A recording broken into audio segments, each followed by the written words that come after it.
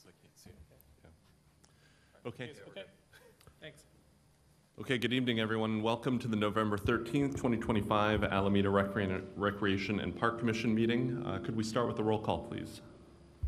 Commissioner Alexander, Present. Commissioner Burney, Present. Commissioner Robbins, Here. Vice Chair Swartz, Here. Chair Radies. Present, thank Thank you. you. The first item on our agenda this evening is non-agenda public comment. Members of the public may speak for 3 minutes regarding any matter not on the agenda. Commissioners will not respond to comments or answer questions. The city welcomes speakers providing public comment, but please be advised that this is a limited public forum. As such, speakers must stay on topic if speaking to a particular agenda item, and if speaking during non-agenda public comment, they must address matters within the subject matter jurisdiction of the city.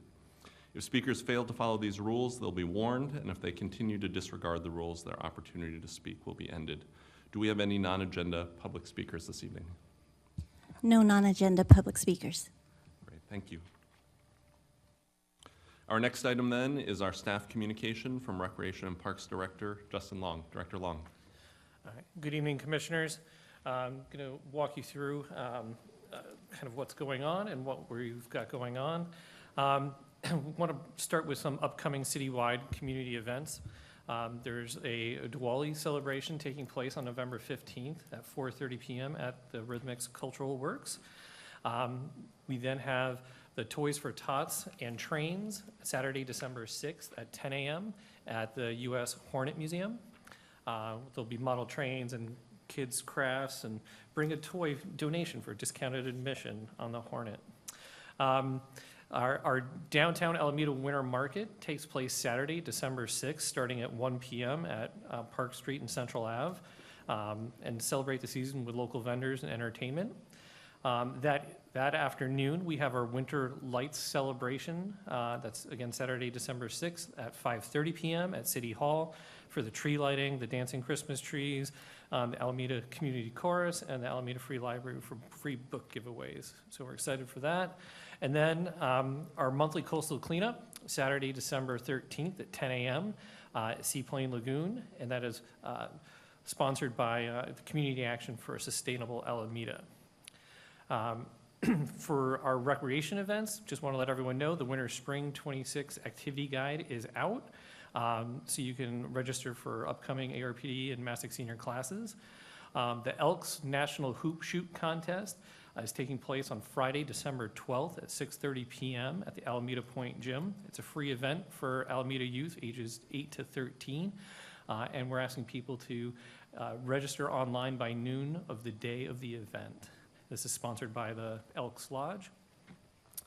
Online registration is also open for our holiday camps and space, or other events, such as our 23rd annual Breakfast with Santa, which takes place December 13th at 10 a.m. at the O Club. We're also conducting our Santa Visits Alameda Homes, so it's Saturday and Sunday, December 20th and 21st. And then we're also doing our Santa's virtual visits on Monday, December 22nd. The 2026 Junior Warriors Youth Basketball Program is taking place on Saturday, every Saturday, January 10th through February 28th at the Alameda Point Gym. Sign-ups are underway. These are for offering kids in K through 5th grade. And then our annual rose planting, or rose pruning, is taking place January 17th at 10 a.m. at the Lincoln Park Rose Garden. This is hosted by the East Bay Rose Society members, and they'll provide rose pruning demonstration for our volunteers to help us take care of the roses. So we just want to give you some project updates. Estuary Park Phase 2, the contract was awarded. The contractor has already started prepping the site. So we anticipate construction to be just over a year long. So we're happy to finally have that underway. The skate park is approaching 70 to 80% of its construction documents for the expansion. And so we're looking forward to that. The Lincoln Park is getting some fencing netting for security along on the north side of the baseball field and field area. And then the surf pool Council gave us direction to explore the surf pool option with the developer, and so we're just sitting down, having the very preliminary meetings. We'll then set up a schedule for what it looks like for the community engagement process, and before we start any of the decision-making around any of that. So we're just in preliminary conversations around that at this point. I also want to touch base on a presentation we provided to the City Council on November 4th. It was the infrastructure needs for both parks and libraries. And so I just wanted to give you guys a little bit of a high level of just, the parks in general so that you sort of understand what our capacity is. We have 35 city parks. We have 12 rec centers, 26 playgrounds, 19 sports fields. We take care of over 300 acres of land, and we have over 10 miles of pathways and trails throughout our program. But, it's varying states of age, and just to give you guys an idea from facilities need, the park amenities, these are all the different features within parks. Our outstanding infrastructure need is about $43.5 million. To bring our park ADA improvements up to snuff, it's about $5 million. Our park buildings, those rec centers, need about $19 million in upgrades. That's roofs, HVAC, things like to keep them functioning. And then we have our park specialty buildings. So we have the Vets building, we have Massac Senior Center, we have the Officers Club. Those have deferred maintenance to about $18 million. So, all in all, we're approximately, $220 million behind. But then we also have future parks that still need to happen. And so that's just keeping what we have as status quo, not adding any fields, not adding any components. So the parks that we see that are unfunded, that are still on the books for in the future, are DePave Park. We have Seaplane Lagoon phases 2 and 3 to complete. We have Enterprise Park. We have the completion of Gene Sweeney Open Space. And then there's the regional sports complex. So that park development, we believe, is, without the sports complex included, is about $66 million.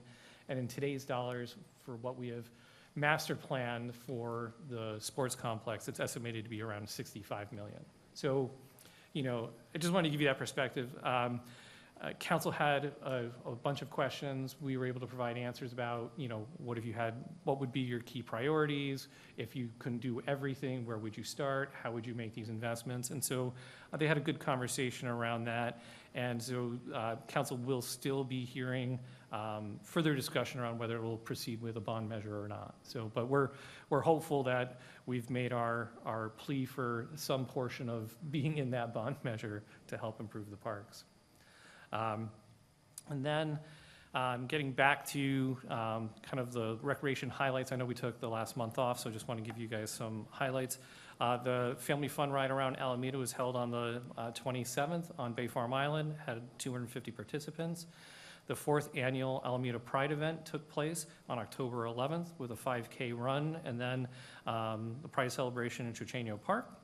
The 20th annual Teen Haunted House thrilled visitors on October 24th through the 26th.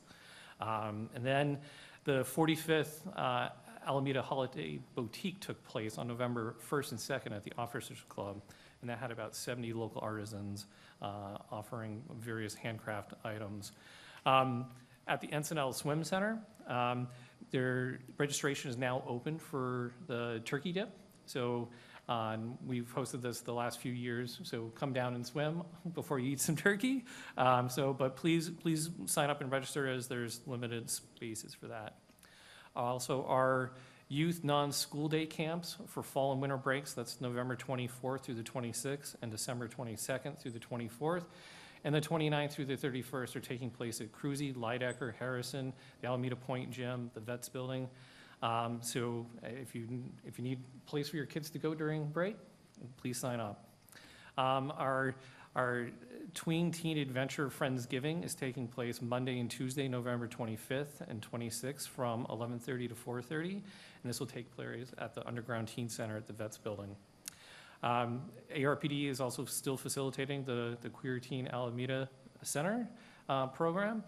This is for 6th through 12th grades, and it takes place at the Underground Teen Center. For sports, our youth programs, our after-school pickleball is Monday through Thursday at the Alameda Point Gym, had about 28 participants. Our homeschool PE takes place on Wednesdays and Fridays and has about 51 participants in it. Our adult programs, the open gym is still every Sunday from 6 p.m. till 10 p.m. out at the Alameda Point Gym. And then we're still offering our tennis and pickleball lessons, and so private sessions can be booked, and group sessions will resume in January 2026.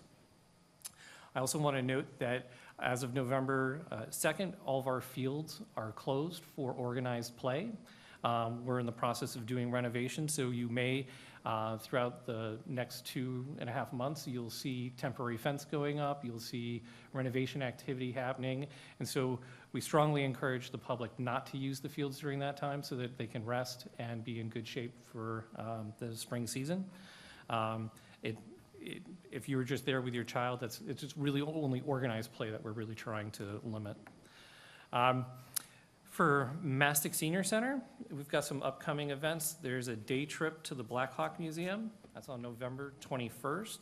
And then we also have Knowledge is Key, Know Your Medicare Rights. That's taking place Tuesday, December 9th at 10 a.m., where individuals can learn about consumer protections, rights, and information advocacy from organizations and other agencies.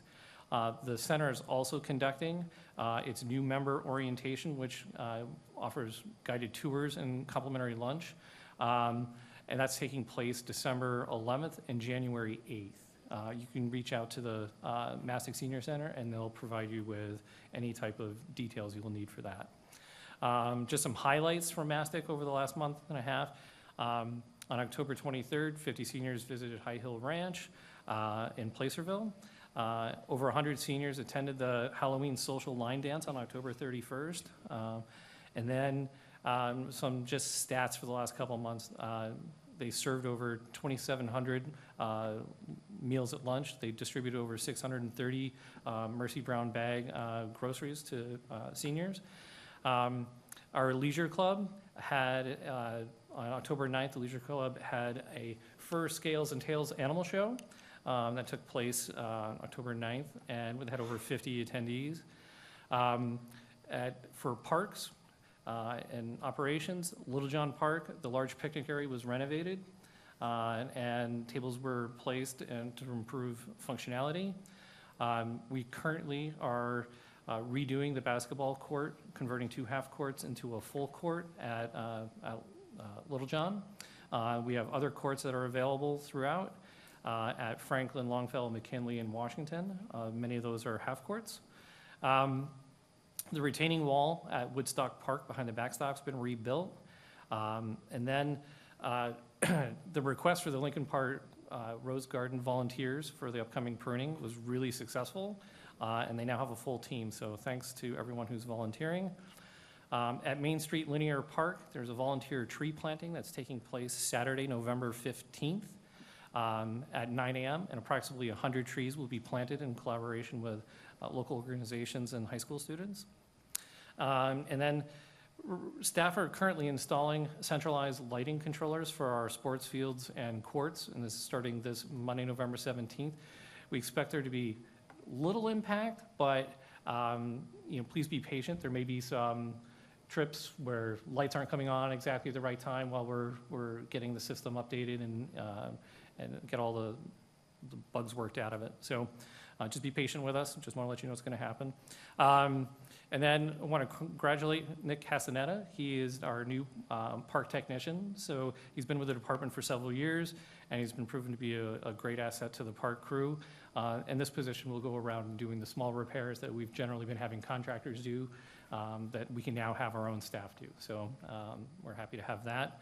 And then I want to point out one of our rec staff. He's with 17 years of dedicated service, Brendan Candelier. I was recreation leader in our team programs. He's become an indispensable part of ARPD, and he manages the AYC food at all of our major community events and plays a critical role in the teens, field trips, and summer adventure programs. He's really dependable, and he goes above and beyond, and so we really appreciate Brandon. So with that, That is the end of my director's report. Thank you, Director Long. Commissioners, any questions? I have a question. So what happens, I know you mentioned about the bonds measure, what happens if that fails for some reason in terms of getting the parks involved in that? What do we do then?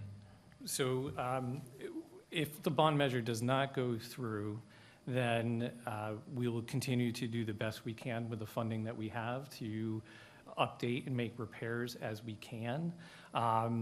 We are putting money away for basically the patchwork. We have an internal service fund that the departments pay into that Public Works then can replace roofs and components like that. But those funds aren't enough to make large improvements, like if we were to modernize the O Club to be a true accessible entertainment or rental facility. That would be many millions of dollars, which that fund can't do. So we will target the things that are of highest risk and highest need. Those generally are most at risk, which would be young children on playgrounds. We want to make sure that we would continue to do playground replacements as a top priority, so we'd be doing that.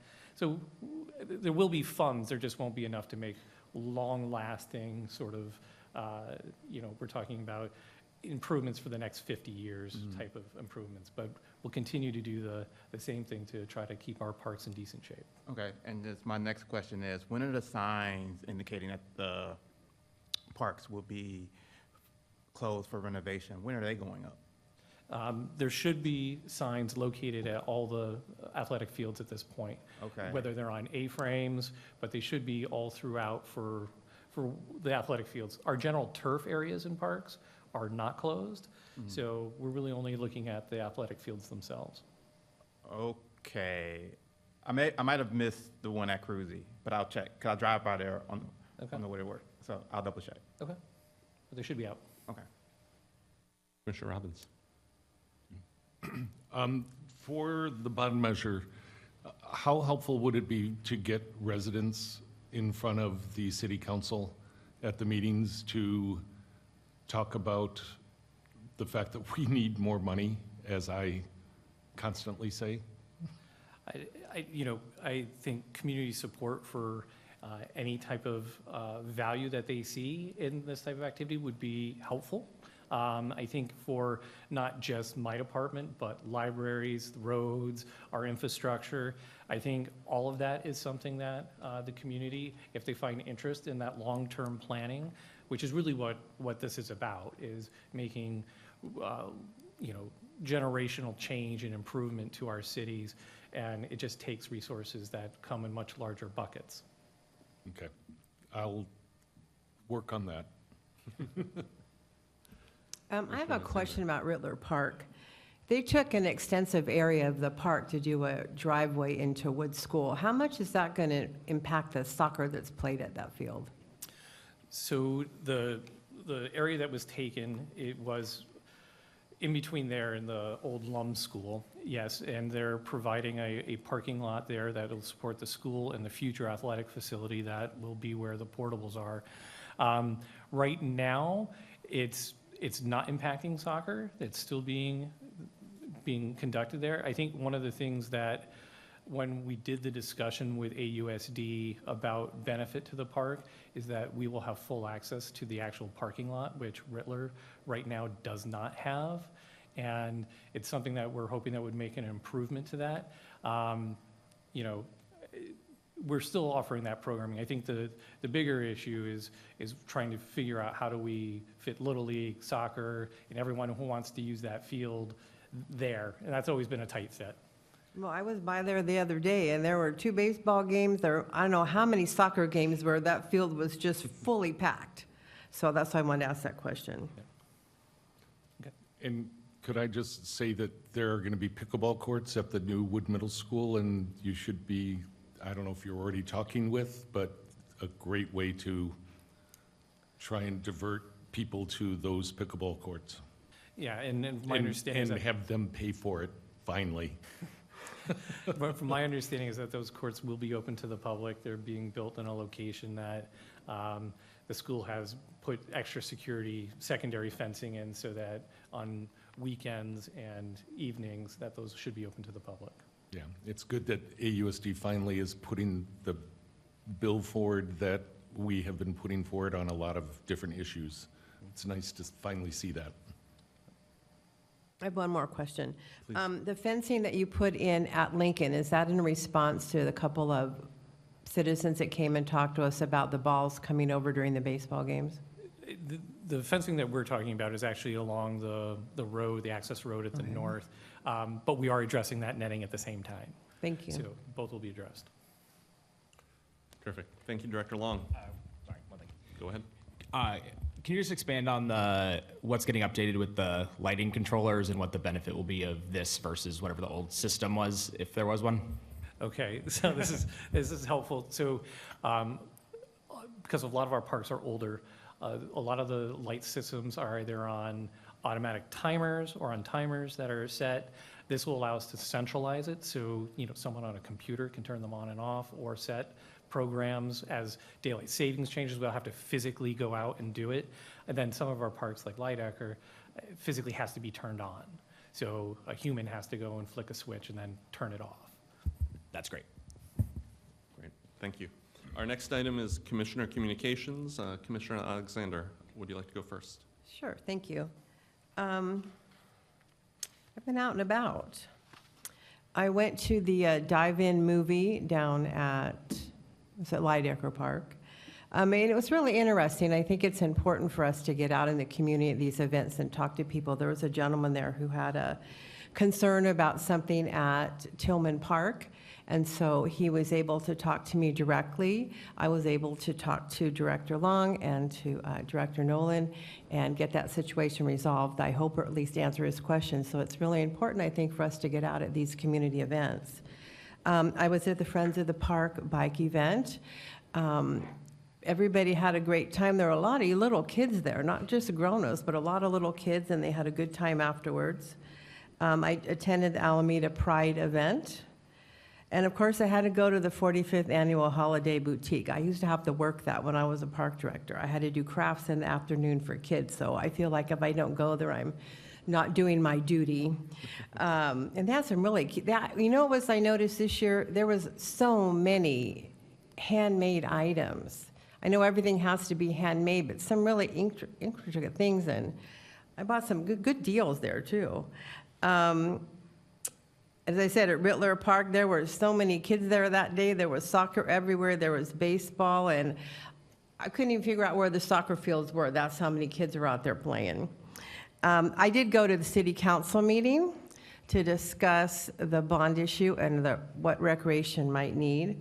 I spoke as a lifelong Alameda resident. I also spoke as a board member of Friends of the Park, and I also spoke as a former park director and a commissioner. I highly suggest that all of us get out and attend these meetings and send emails to the city council. I was very direct with them.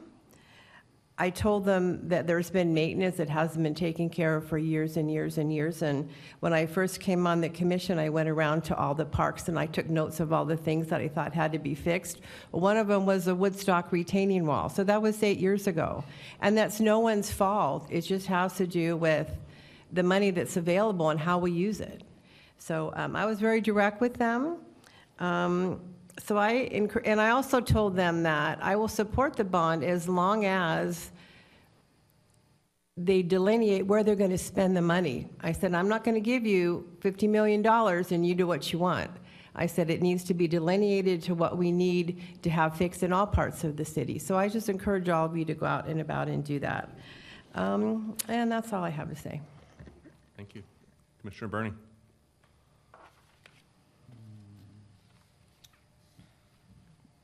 I think the only thing that I'll say is that I'll just support what Commissioner Alexander said about the bond issue, is that I know when I go around Alameda and when I train at Alameda Parks that they're really popular, they're usually very clean, they're very put together, and does not come cheap. There is a cost associated with it. And the the city government has been trying hard to keep these prices, and we're going to go over the budget tonight, that really reasonable to maintain that reasonability for people to enjoy these parks. And this bond issue is a very important issue in order to maintain that affordability, because we have to maintain the high quality of the parks in Alameda. So I just want to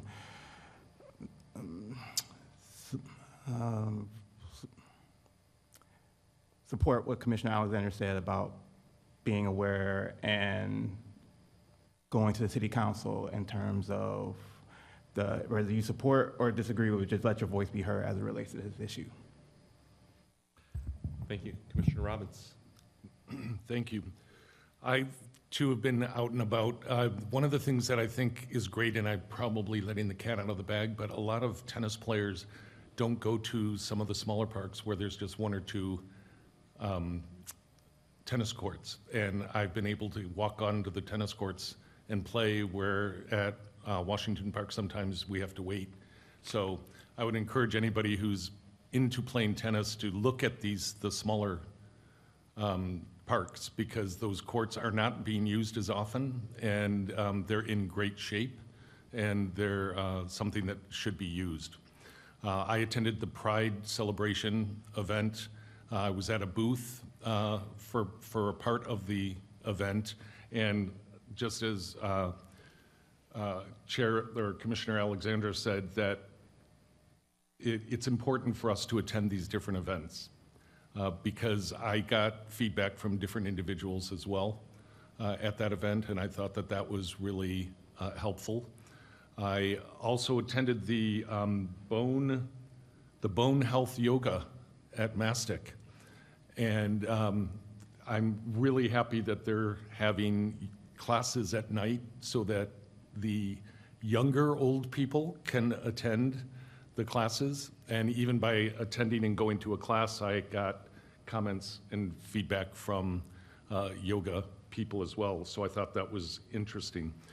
The Holiday Boutique, I do have to say this is the second year in a row where I have tried to apply to be a vendor.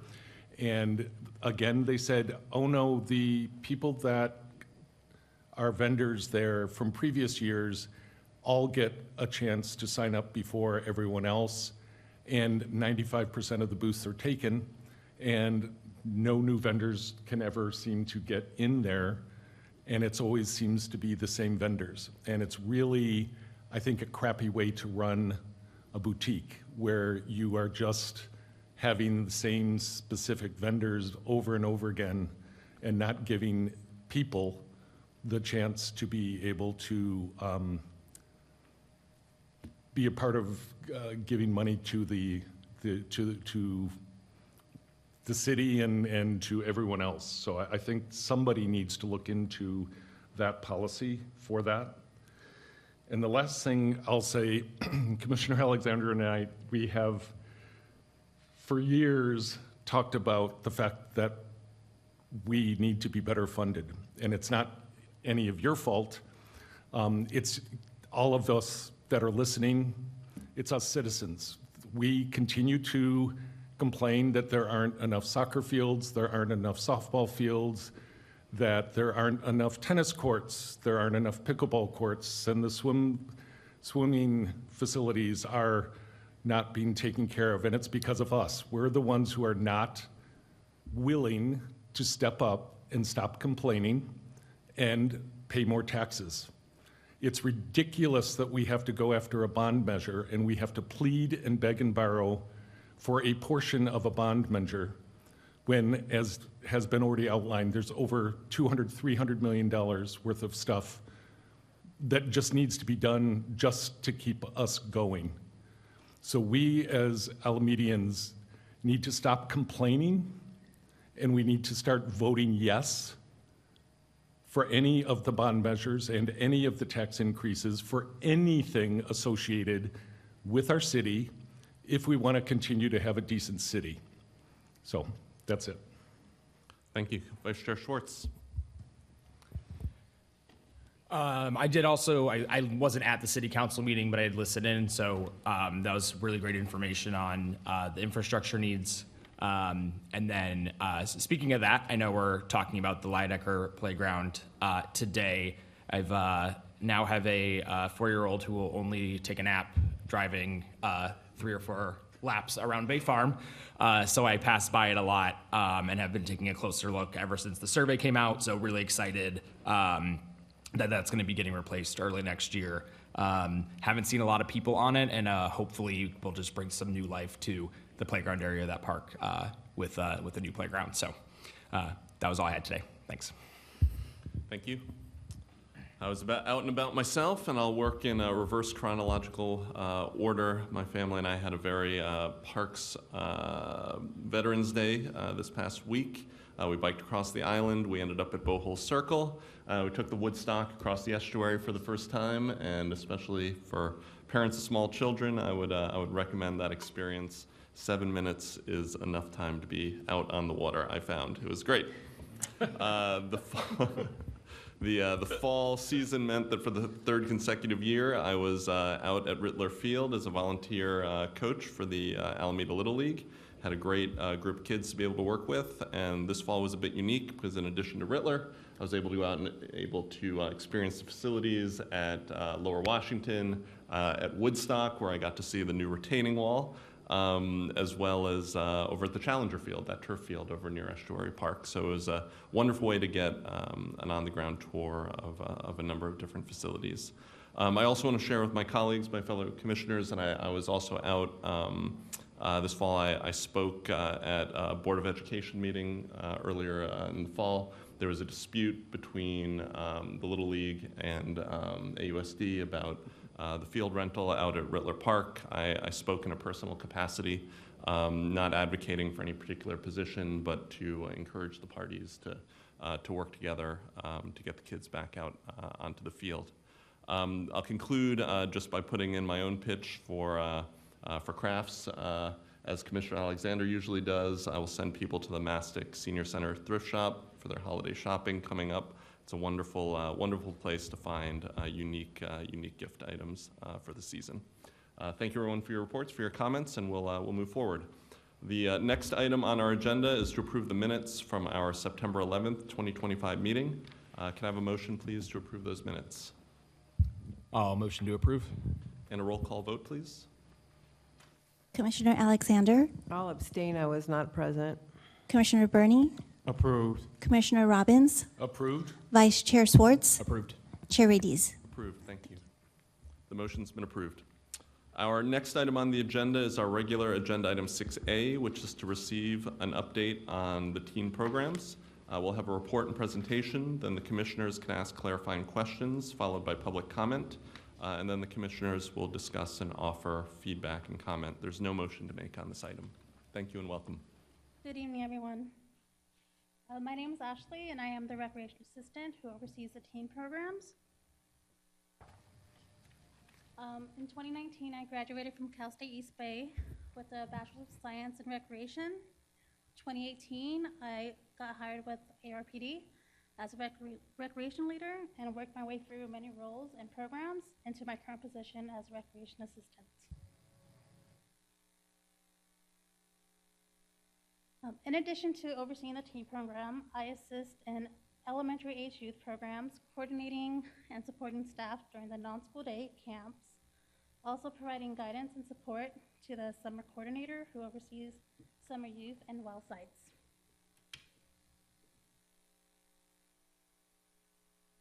I also contribute to some community events such as the 4th of July Parade by helping secure sponsorships and organizing VIP vehicles by recruiting and coordinating with the volunteer drivers and their unique vehicles. Another community event I manage is the Starlight Movie in the park. I oversee the production and logistics from coordinating the dates, communicating with the movie screen contractors, scheduling staff, and pre-movie activities. Because we're recreation, I implemented a get your play on trend during the pre-movie activities, where if you're seen being active or having fun, whether you're an adult or a child, you'll be provided with a word in which you provide that word to the information booth, and you'll be receiving a free giveaway that we provide. Our last showing in September was our biggest yet. Over 250 members of the community attended.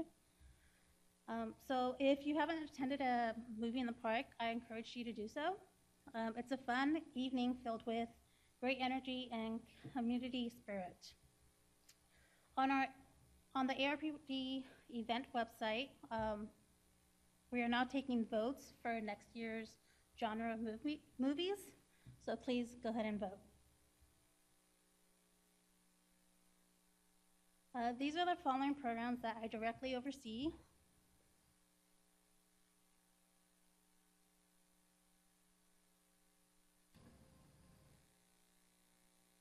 The Underground Teen Center, also known as the UTC, is a free year-round drop-in program.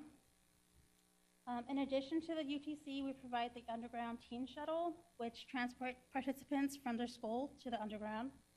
All participants are welcome to stay and enjoy social activities such as active games, cooking projects, and crafting activities. Since the start of this year, we've seen an increase of participation compared to the last few years at this time. The Teen Tween Summer Adventure Camp and day trips provide participants with fun and engaging experiences that might explore their interest or discover new passions, such as the overnight camping trip or the late night trip to Santa Cruz Beach Boardwalk.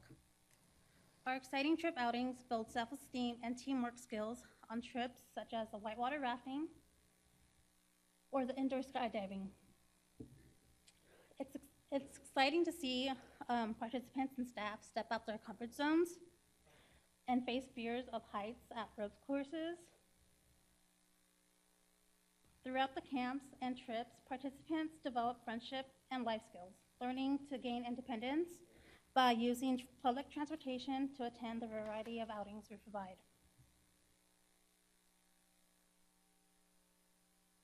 The following programs provide teens the opportunities to be in leadership roles, to help the environment and beautification projects, develop social skills, be creative and skill-based projects, and provide teens to earn community service hours. Alameda Youth Committee, also known as AYC, is an event planning committee that creates events, that teens create events for their peers or for the community. Some past events were the Teen Talent Show, Valentine's Day Bake Sale, a Spring Carnival. AYC is led by a group of teen leadership who oversees and coordinates the event planning meetings. AYC also helps with ARPD events, such as providing the AYC food booth at the Spring Shindig or the movie night in the parks. All funds generated from the food booth go back into AYC to provide other materials and supplies for future AYC events. AYC also helps with monitoring and the games and crafts at certain events such as Breakfast with Santa, the Family Snowball Dance Party, which also they make the corsages for, and the Spring Shindig. During the Teens Teaching Technology program, participants volunteer their time at Mastic Senior Center to help seniors navigate their devices. Teens develop their communication skills and problem-solving skills in ways that, like, some of the seniors have like older devices that the teens are not used to, so they have to problem work through that. But it also encourages intergenerational connections. The Teen Volunteer Program is a stepping stone giving teens the responsibility to develop their skills and communication and encourage leadership. Teens go through a group interview and training process. During the program, teens have the opportunity to work alongside staff at certain sites and provide fun and engaging activities to elementary age youth. The teens help assist with cooking projects, setting up activities, and giving them it gives them the time to like lead an activity from themselves, from planning and running it, with the staff guidance and feedback. The Junior Leader Teen Volunteer Program is kind of like the next step from teen volunteers. It's like the LIT program that other cities provide. This program is only during the summer. It was established in 2023 and it's continued to grow. The junior leaders have more responsibility and accountability. We mentor and prepare the teens, giving them the real life hands-on experience and opportunities of being a recreation leader. There's weekly meetings for them to ask questions and bring up any issues about their experience in the field, which we work through at different sites. Our goal for this program is for them to apply and become a recreation leader for the next summer. Operation Green Sweep is a program that, it's a hands-on program that gives teens the opportunity to beautify the parks or community centers, gives them the tools, to work with, such as painting fences, handling garden tools. We collaborate with park maintenance and East Bay Regional Park District and other nonprofits. The Teen Haunted House. This one is my favorite part of my job. I love Halloween and having the kids work alongside each other and coming up with a theme for the haunted house. We collaborate with South Shore. They let us, they give us a space to host the haunted house. The teens have 5 weeks to create, build, and plan and execute for a 3-day event only. That's usually the weekend before Halloween. This year was our 20th annual Teen Haunted House. Our theme was Fairy Tales Gone Wrong. 92. We had the most volunteer signups of 80 plus and the most community attendance of 1,400. Surprisingly, our most busy day was not on Saturday with South Shore having their annual fall festival, but it was actually on Sunday, which it was raining and wet, and we had 600 people show up, which usually we would only have 300. So it was a really great turnout. So I want to thank everyone who came out to support the teens. Also to thank our sponsors the last few years who helped provide some of the materials. Friends of the Park Foundation, ACI, Pagano's, Trader Joe's, Jump and Away, and South Shore. The next program is Every Act Matters, which is a new program I implemented this year to give teens the opportunity to volunteer on their own terms, as many of them are busy with academics or sports. So it gives them the flexibility to volunteer on one time or along multiple events. So they're not really committed to a long term like the other programs that we provide. So some of the events that they can apply, they can volunteer for is Breakfast with Santa, Spring Shindig, Starlight Movie in the Park, and the Haunted House. Also the Friends of the Park Family Fun Ride. All right, thank you, and is there any questions? Thank you. Commissioners, other questions? Great program. Thank you for everything that you're doing. Thank you. The teens teaching technology, Operation Green Sweep, Teen Haunted House. What is the, I teach 7th, 8th graders, so I've got 12 to 14-year-olds. What's the age? All of them are aged, I don't know the age, but it's 6th grade through 12th grade. It is 6th grade through 12. Okay, great. Thank you. You're welcome. Commissioner Bernie? So if anyone is watching this and they're interested in their teenager participating in any of these programs, where would they go? So they can go to our website, our IRPD website. If they're interested in something specific, they can email me on my email or email ARPD email to get more information. Okay, and my next question is, are all these programs, I'm not sure if all these programs free or they come with a cost, or, Some are free, some have a cost to it. and that'll be on the website? Yes. Okay, thank you. Other questions? Well, I want to thank you, Ashley, for coming. I'm the one who asked for you all to give a report, so I appreciate you coming in and telling us about it. Unfortunately, I missed the haunted house this year. I was out of town. I was really disappointed because I know the kids just do a great job there, and it's so much fun. The Every Act new one, where did we come up with that idea? Is that something you thought about? Yeah, it's something that I kind of just thought up because during every like season, I have like parents or volunteers ask like, oh, can I still volunteer for this or can I still volunteer for that? But they have to go through for the teen program, they have to go through a process. For AYC, they have to go through a process. So for this one, it's just like I'll send them an email. Hey, these are the events coming up, and if they have the schedule or the time for it, they can let me know, and then I'll send them more information as the day gets closer. I have one more question. So it looks like we're servicing a lot of teens in all of these programs. If we had more of a budget for you, would you be able to service more teens, or would they be able to do more activities?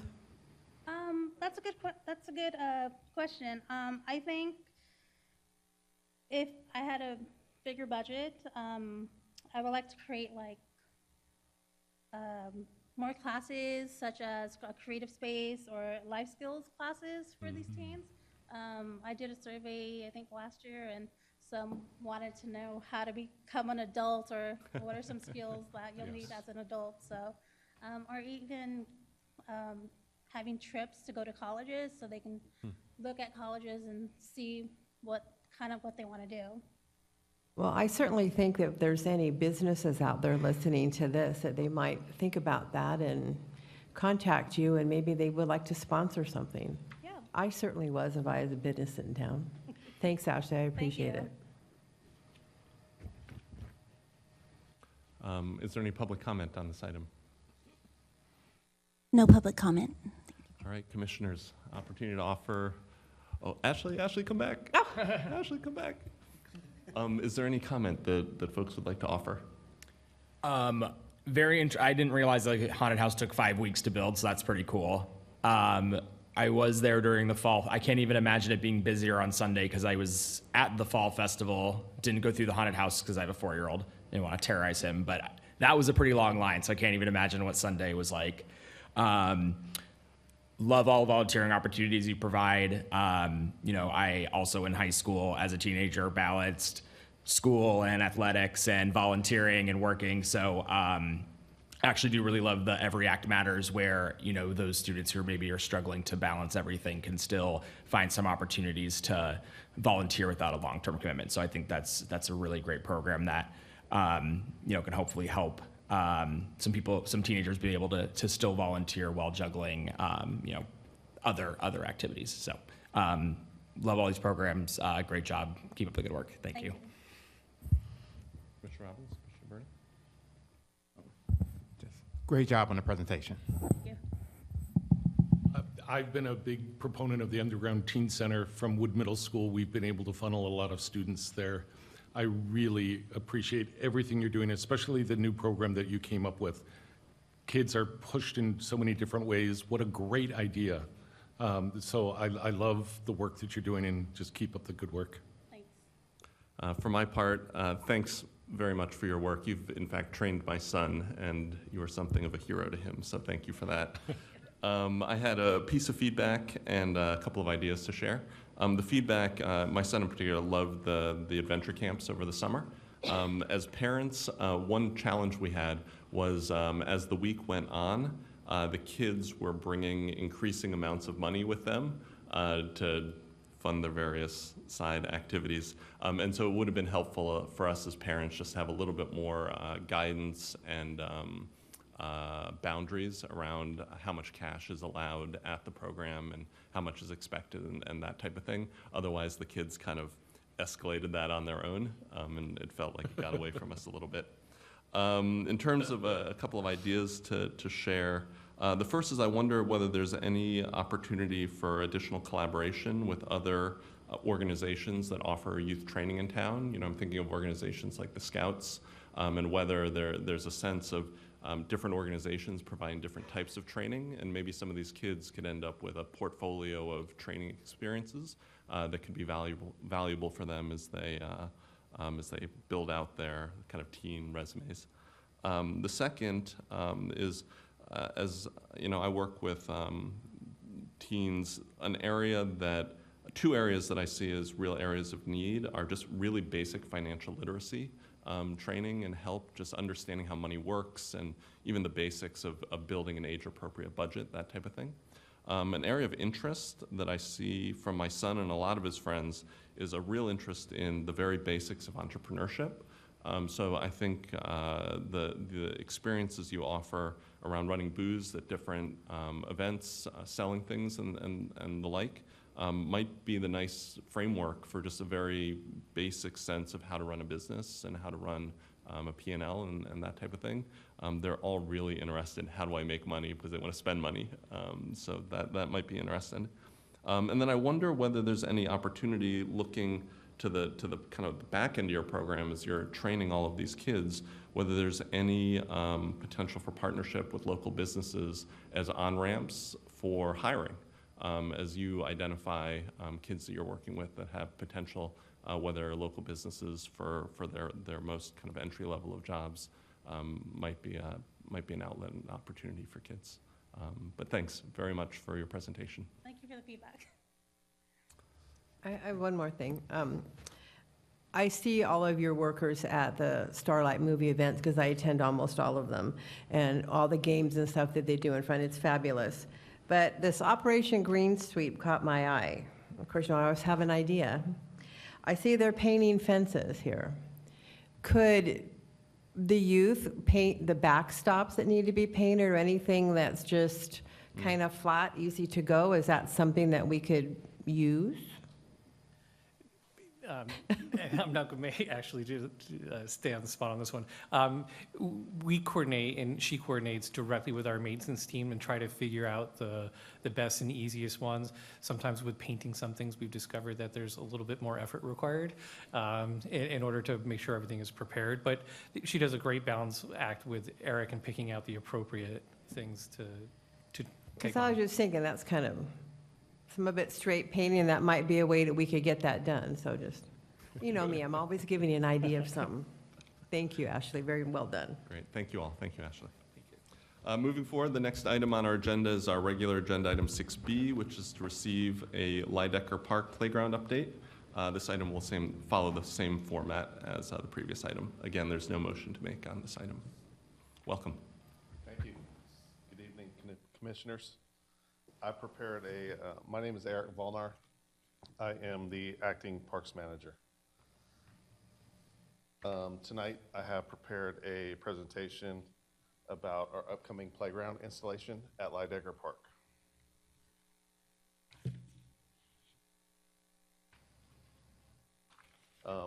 You might ask why Lydecker? Out of all the parks that we have, Lydecker was built in 1991. An average playground lasts about 10 to 15 years. So we are well over that threshold at this point. Recently, we've had some fairly major repairs that were needed, and we were able to accomplish those. However, it is getting more and more challenging to get parts. So we selected that based on its need.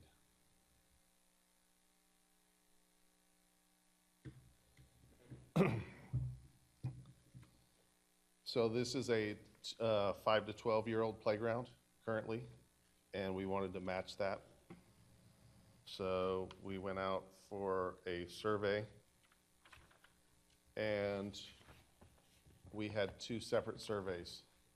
They were distributed to community members, We ended up doing about 13,000 on each of them. And on both surveys, we got about 650 responses back. In addition to the emails, we did signage with QR codes at various locations. We did the East Side playgrounds, we did libraries, and the ARPD office, where you could actually just do the QR code and take the survey. The 600 or so is about 5%, which is a pretty decent number of returns. The initial survey, we were looking for community to respond to all the questions that we generally get from the vendors. They usually want to know what kind of design do we want, whether a modern or traditional design. They want to know what kind of swings, whether it's a tire swing, a traditional swing, a toddler swing. They also always ask if we want a theme, and if we do, what kind of theme. So we threw out some suggestions, being Bay Farm, like island theme. Do we want it to be a farm theme? And then other. And then we compiled all those results, and we sent it back to the vendors so that the vendors could take those suggestions that the community desired. And so they provided several designs, and I'll show you the final three. That's option A. Option A says Lydecker across the top. It's a tower. It's a traditional theme. It's got a couple of slides, has a small climbing structure, and then the swings. Option B has, it's more of a hybrid between the two, both a modern and a traditional. It has swings, slides, and it has a variety of swings on there. It combined both. And then the third option is a modern design. It has the net climber. And then it's got the big side-by-side slide. And in the end, the community voted and they selected option B. Option B has, it's a combination of the two. And it's got those combination on the swings, which I think helped. And then I think the big selling point was probably the nautical island theme, which also came in first place on the survey.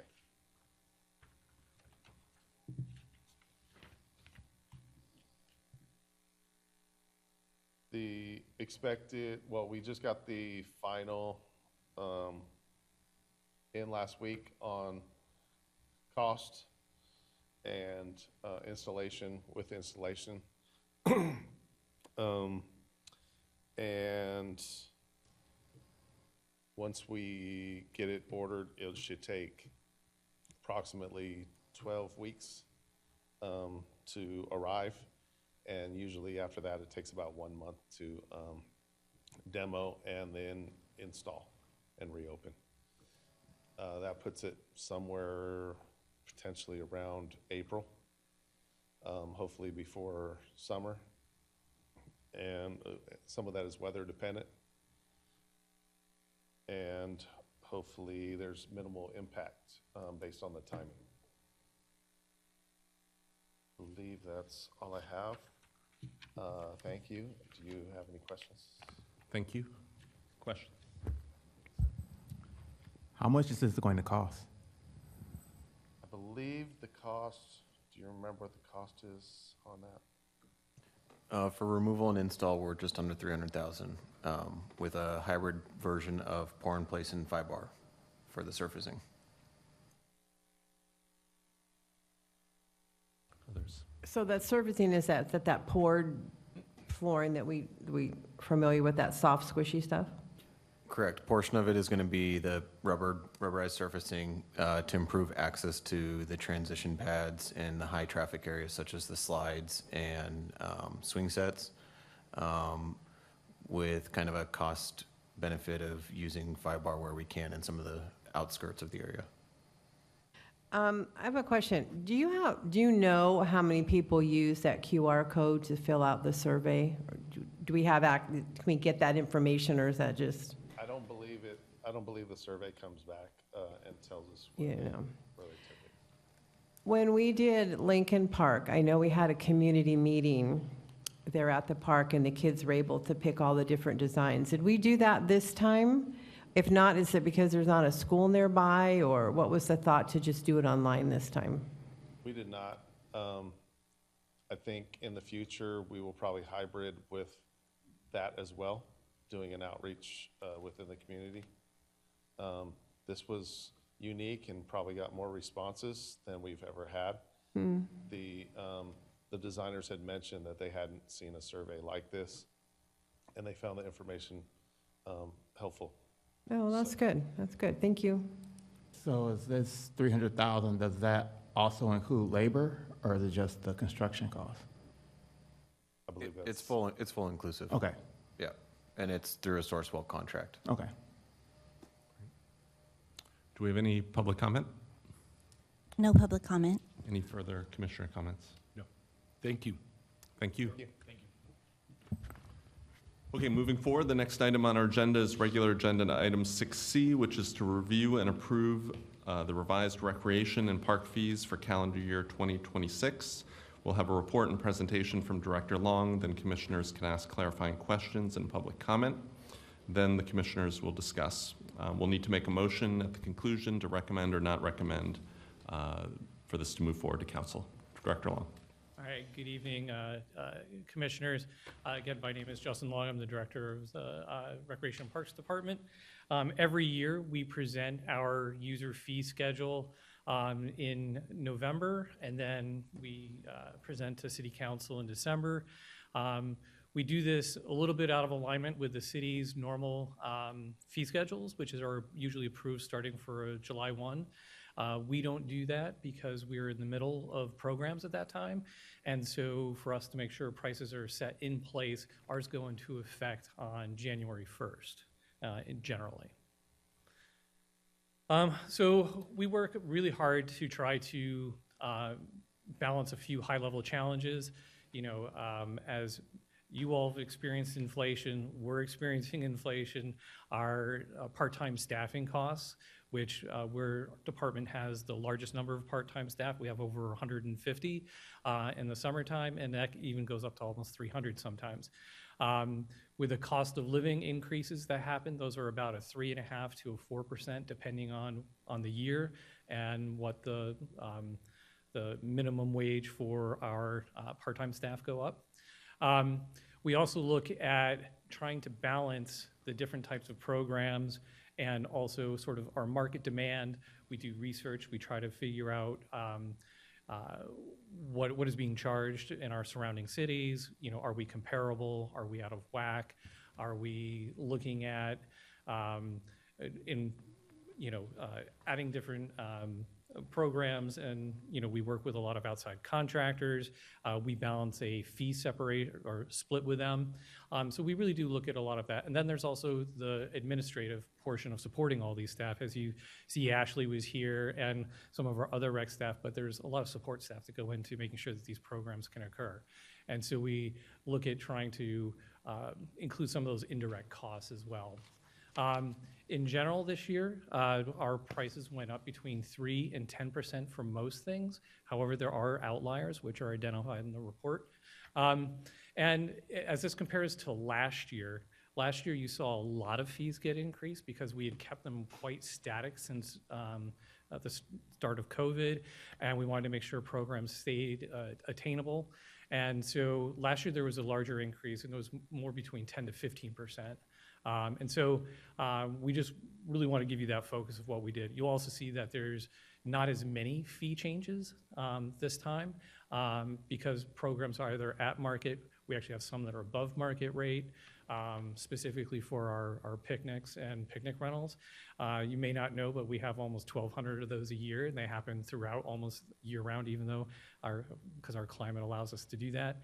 But we're at the top of our market for our picnic rentals right now. So I think there's going to be a pretty big hold for those. And then just to give you kind of the overall of how we kind of structure fees in the department as a total, this triangle represents sort of like, the higher the fee, it's benefiting really just individuals. They're talking about different sports or specialty camps or some of our specialty activities. And then, we try to look at like sort of our group things, like our larger classes, our group swim lessons, some of our summer camps, our RAP program. And so there's a larger segment that we're hitting, and so the price is in that middle. And then there's the community benefit for free or low-cost programs. Now, this last summer, we brought back our Parks and Playgrounds program, which was completely free for individuals.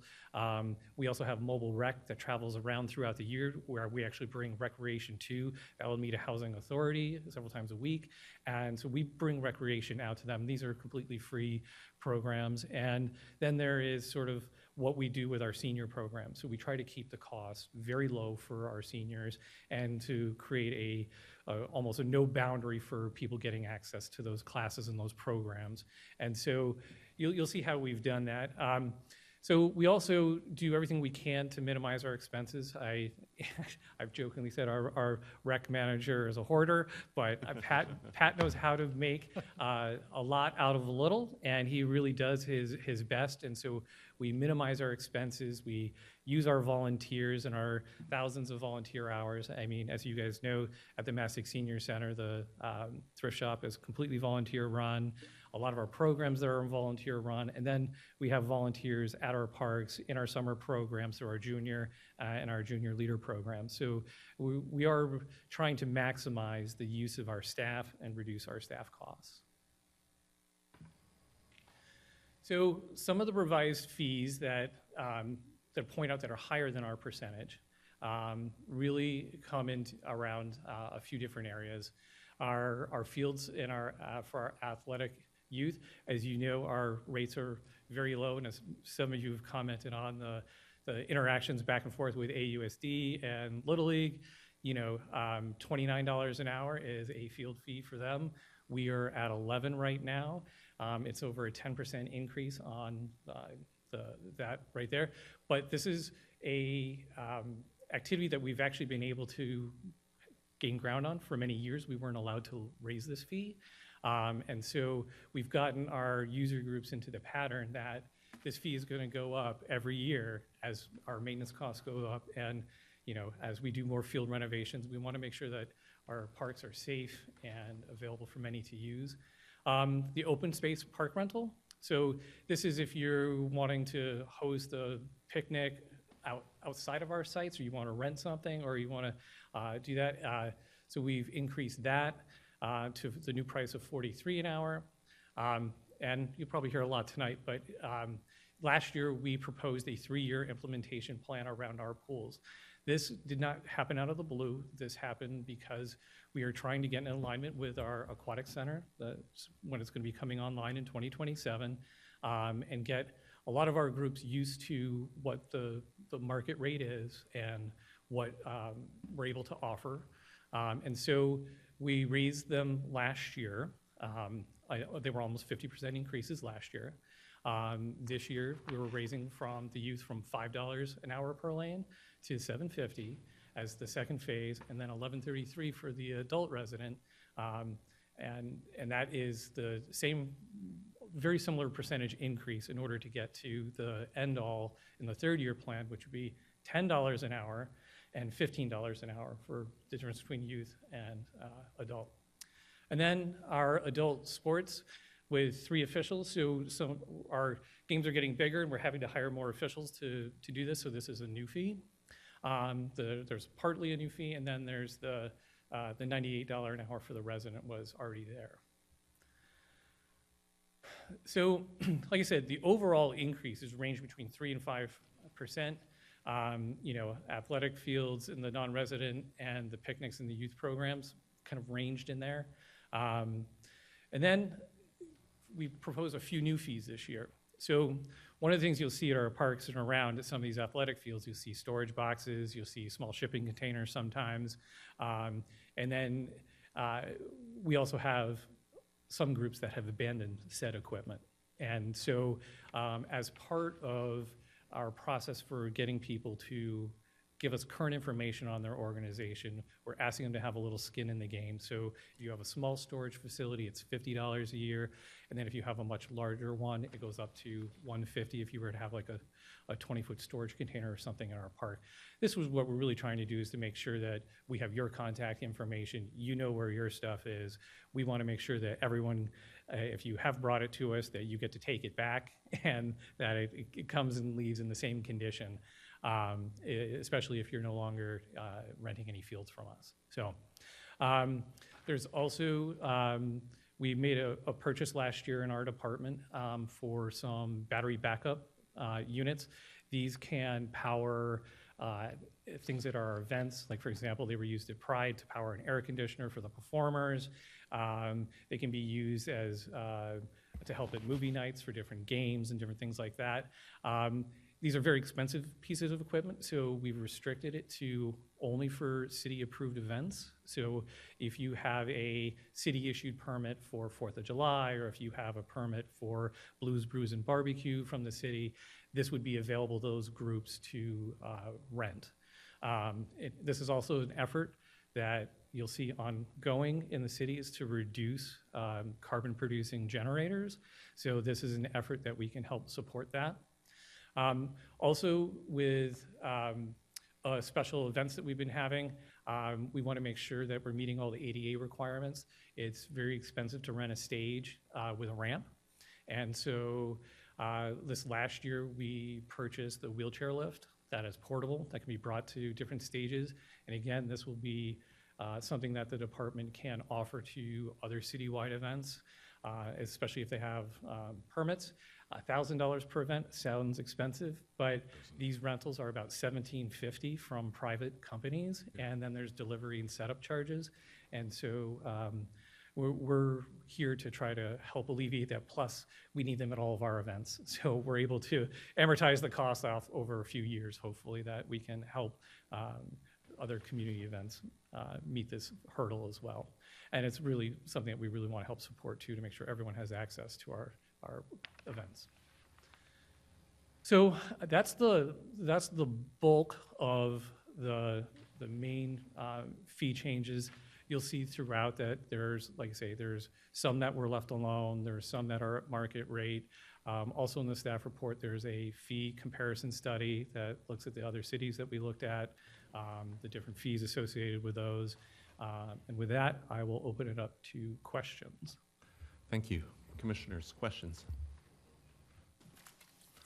Did you get any feedback or pushback on the storage fees from anybody? Because I think even at 50 to 150 is minimal and or reasonable. I think 200 to 450, because these baseball teams, and they're just storing their stuff for free on public property, and other organizations have to pay, like we have to pay a locker fee at Encinal High School for our tennis group. We have to pay a locker fee at Alameda High School.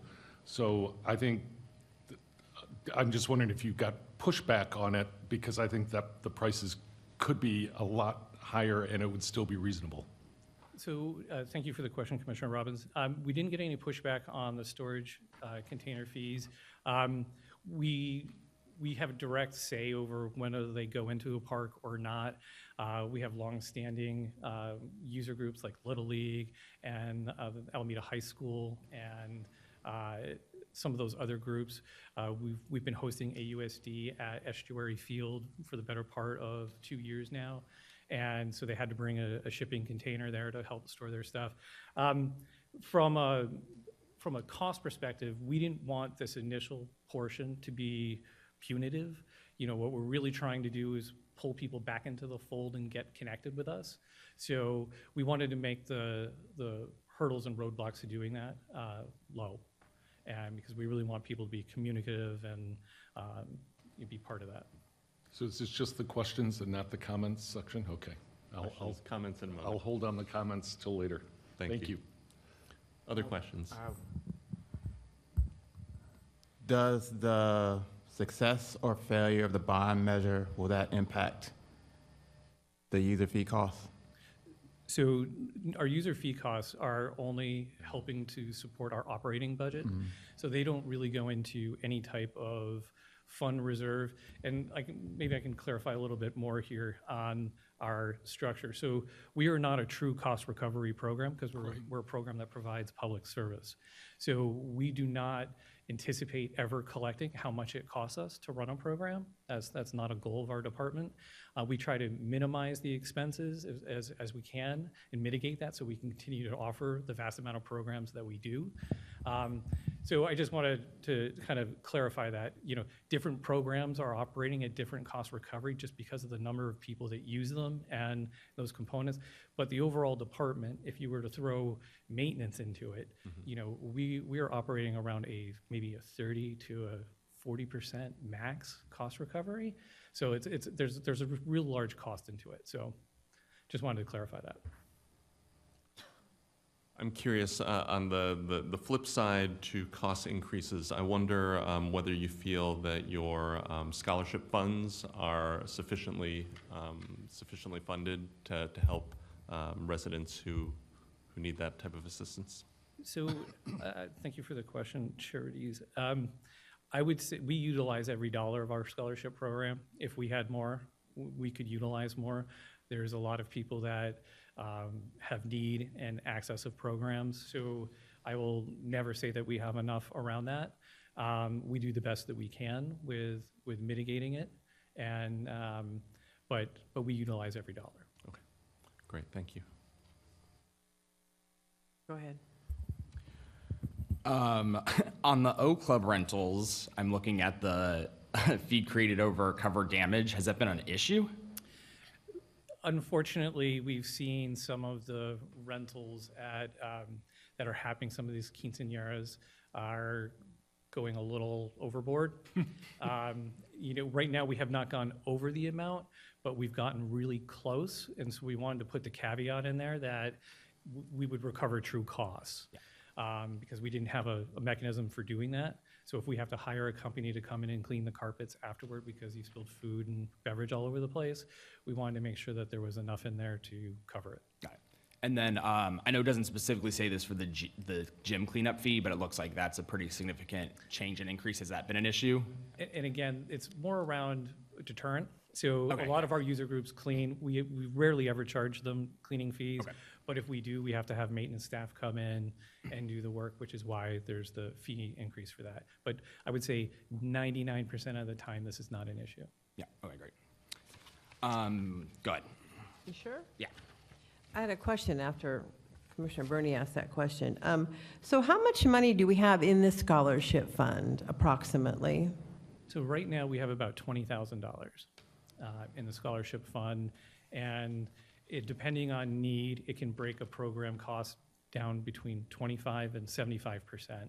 So for example, if you're having you want a kid into a summer program and it's $500, we can potentially knock it all the way down to 125. Or depending on true need, it may even be zero. So if you could ask for a budget increase, what would you like that increase to? like I say, any number we would utilize, I think. I mean, if we doubled it? If you doubled it, it would be utilized in the department and supported. Thank you. For the pool rentals, I know it's resident youth team, resident adult team, 75% Alameda participants. Are those a requirement also they have to be nonprofits, registered as nonprofits, or that's not a requirement? Usually these are for these groups who are renting this are all nonprofits. Okay. So we don't have any individual, there are individual pool rentals you can do that are later in the other fees schedule for under pool rentals. But those are generally for all the Alameda nonprofits. Got it. Can you explain how, on the market rate, the youth and adult are not the same for us? But looking at the fee report, I don't think I see a single city that has a separate youth and adult rate. So if you look at all of our fee structures and you look at our programs around our allocations, all of our programs have youth and senior rates built into them. So it's not just swim rentals, it's all of our actual programs have both resident youth, resident adult, and then non-resident rates. But so do other cities. So why would they, do you know why they would not have separate rates for any pools, but they would keep separate rates? Just curious, because. Can you clarify the question? So if you look at the fee comparison, so like City of San Ramon, right? So they have difference for their field rentals between youth and adult, like we do. But their pool fees, they don't differentiate.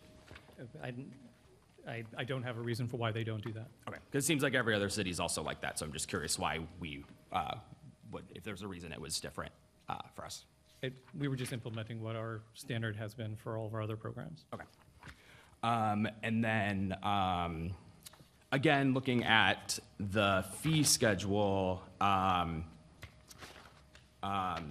first, just a comment. I don't know if anyone double checks these. There's a couple errors on here. I know because I've paid some of these lap swim fees, so there are a couple that, I don't know if they're from old fee schedules, but not accurate on some of the lap swim drop-ins, specifically for San Ramon and Emeryville.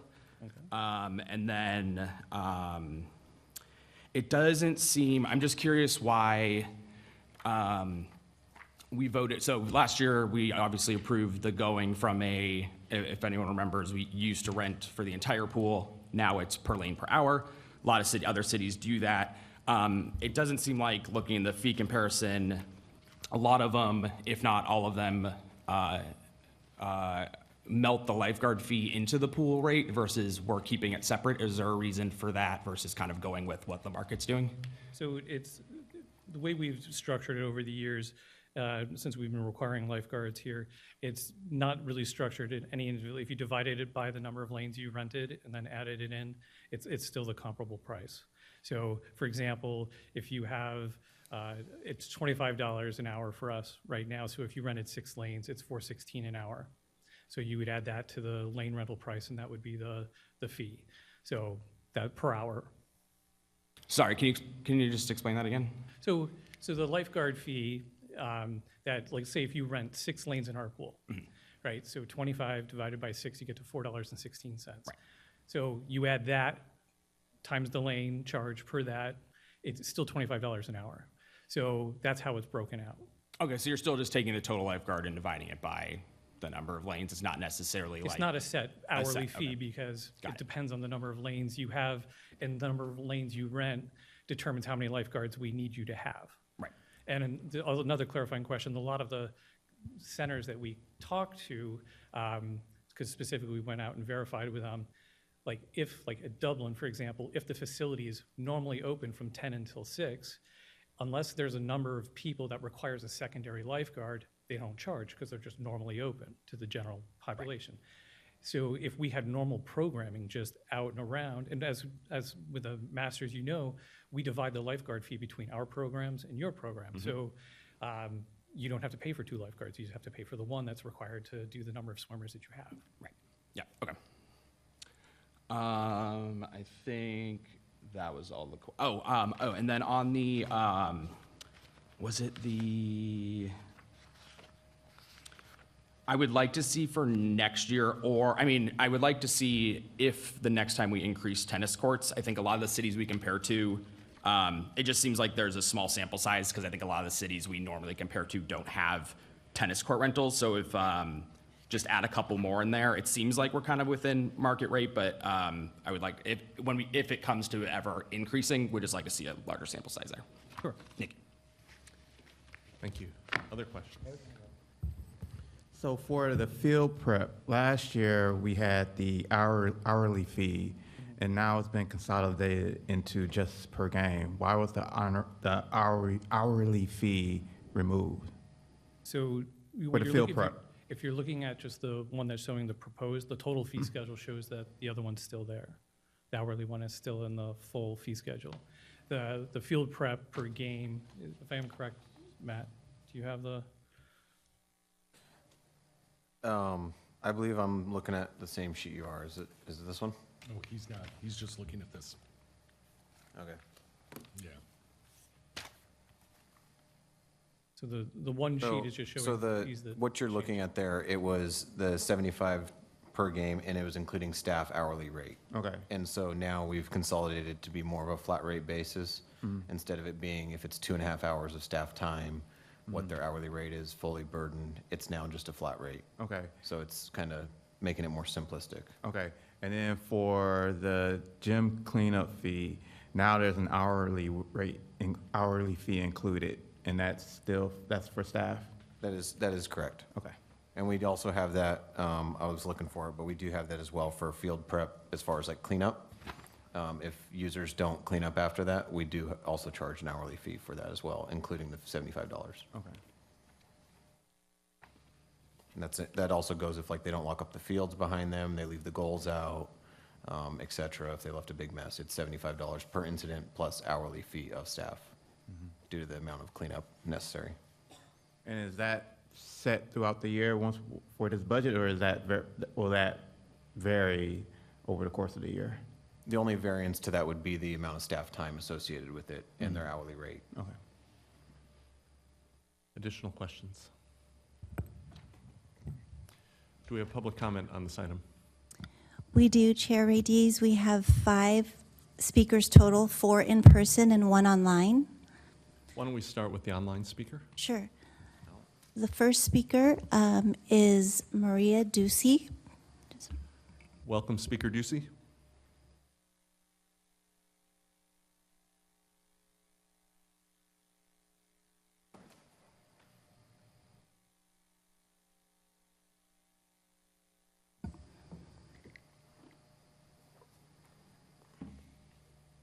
I think she has to unmute.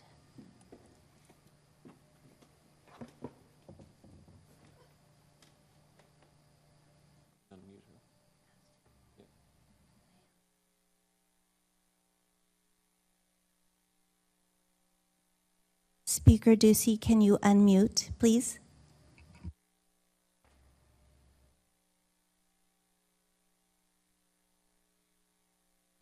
We'll come back to her.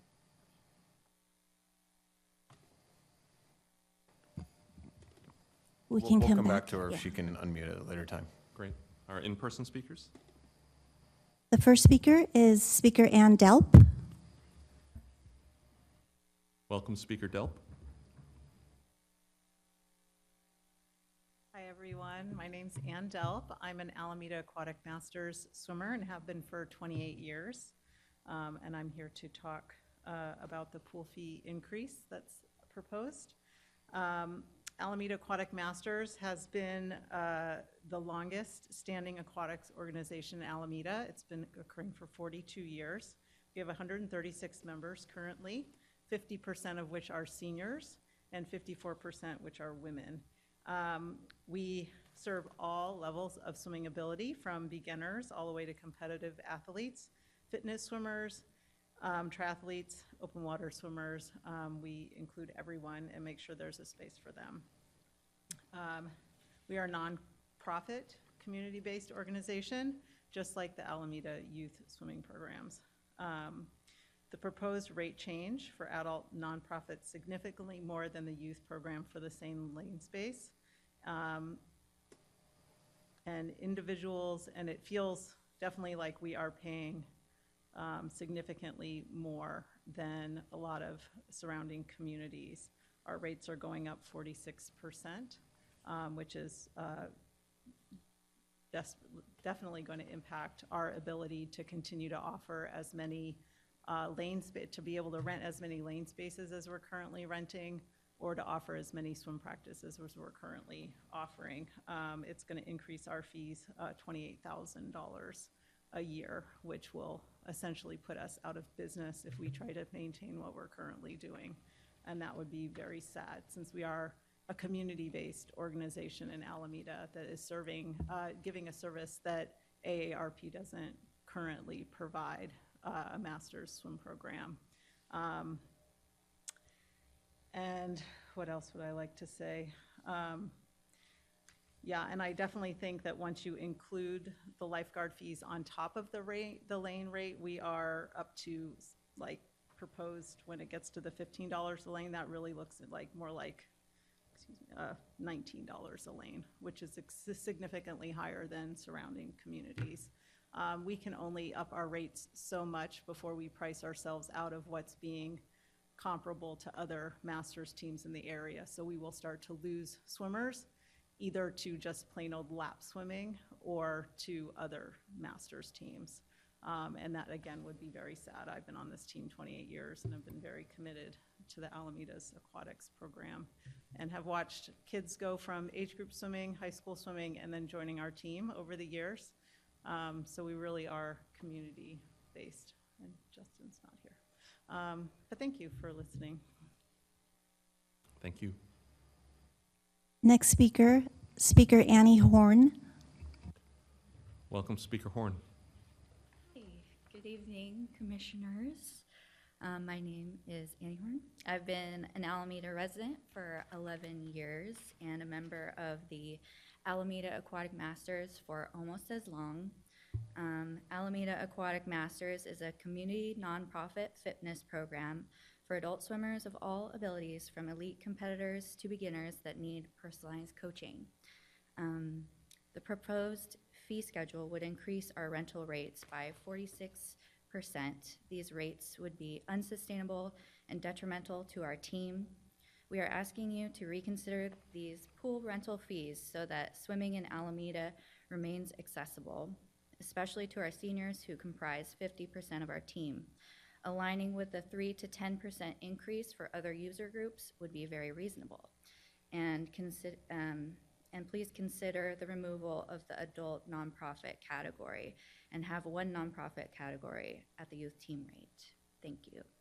And just for context, our fees right now, I guess they're $90 a month, and we are raising them because the pool rates are going up. And I do feel like that's kind of already getting a little bit inaccessible for some of our teammates, and I worry, that some of our members won't be able to continue, so thanks.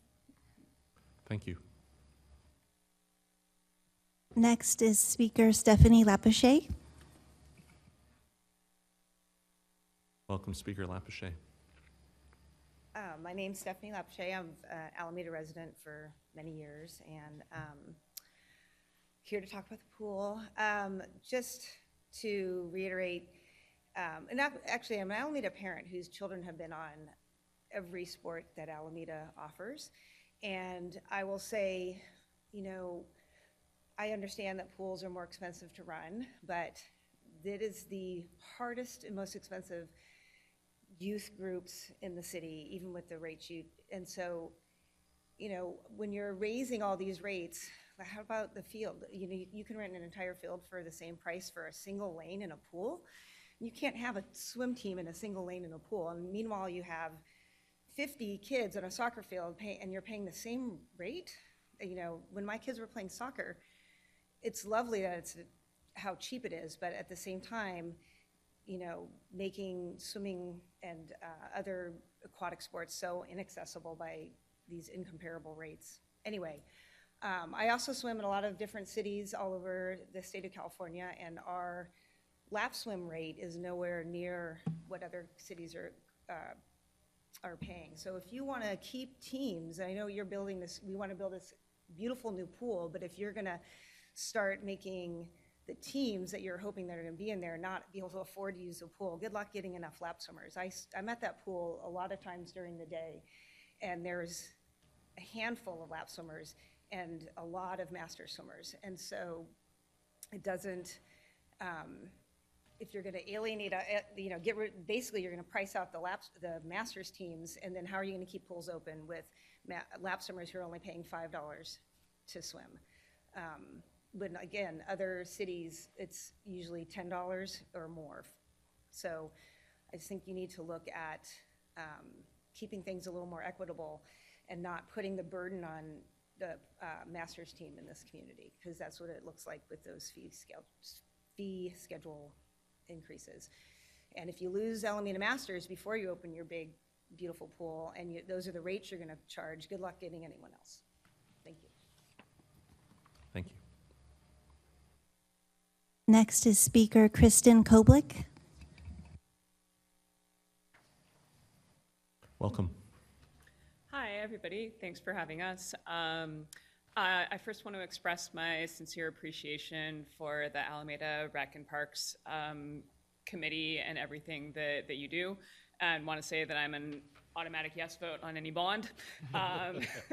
And I want to really echo and reiterate the the comments about equity and accessibility that previous speakers have made, and just lend my support to those. I also want to speak to the role of the Alameda Aquatic Masters team as, and its kind of symbiosis with the youth programs. I know of at least 3 or 4 master swimmers who have started swimming because their kids are part of the youth programs, and I just think it's so beautiful and wonderful to see a community that's coming together intergenerationally around swimming. And I really hope that we can, sustain the affordability of the master's program in addition to the youth programs. Thank you. Thank you.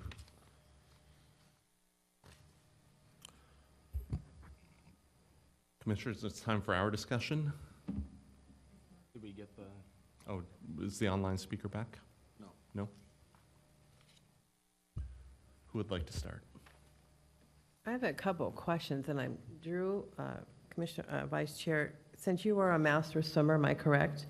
Can you tell me what the difference is between, let me go to my notes here. How old do you have to be a master swimmer? 18. Okay, so anybody over 18 is a master swimmer. Yeah. So when they talked about renting a lane to lap swim and then a master swim, what's the difference? Aren't you renting a pool to lap swim for practice? So lap swim's open to the general public. Right. So anyone can come during lap swim time, swim in a lane. So masters is you have a coach, a team, very similar to format to like a youth swim program where a workout's given by the coach, everyone's swimming the same workout, you're swimming in a lane with people around the same speed as you, so it's a little bit more structured. Where lap swim, you're coming and you're just kind of doing your own thing. And back in the day when I swam in Encino High School, we had a lot of people in lap at one time. How many swimmers do you have in a lap on average? Yeah, slow days, it can be 1 to 2. Weekends especially, it can get to 4 to 5, which is 3 to 5. I'd say 5 is probably around the capacity for a master's in a short course pool. Okay, thank you. Yep. Me? Sorry. The online public speaker is raising their hand. Thank you. Let's try this again. Welcome, Speaker Ducey, are you there?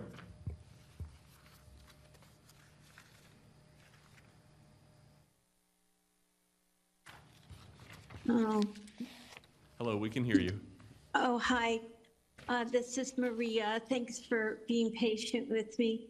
I've been swimming with Alameda Aquatic Masters for 10 years, and I believe an equal fee should be charged per lane for youth and adult swim teams because a body is a body in a lane. Please charge us equally. Thank you. Thank you. Other comments? Guess this is more toward. There's one more. Sorry. Yeah. One more online? Yeah. Just one moment. Speaker Henry Song. Welcome, Speaker.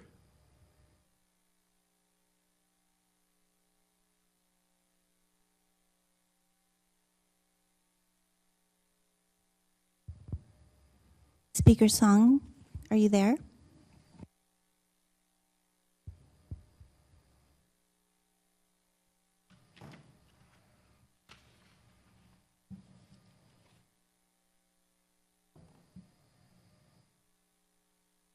Nope.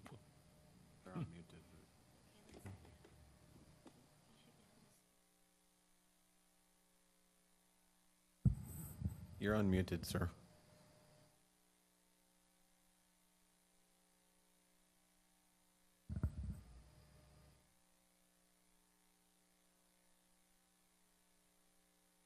Speaker Song, can you, you're unmuted.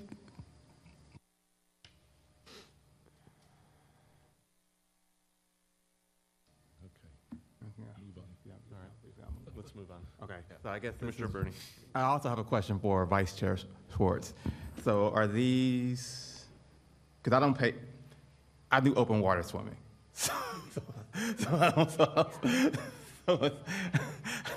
I don't swim in pools that often anymore, so I don't pay these fees.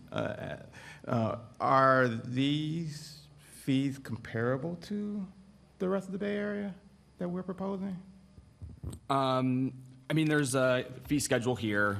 I know it's hard for me to interpret that. Okay, yeah. I mean, I'd say the challenge is, I think as we did last year, some especially older facilities are still charging for the entire pool versus the per lane per hour rate, which is what newer facilities or like programs like us are, like that's a more generally accepted rate now.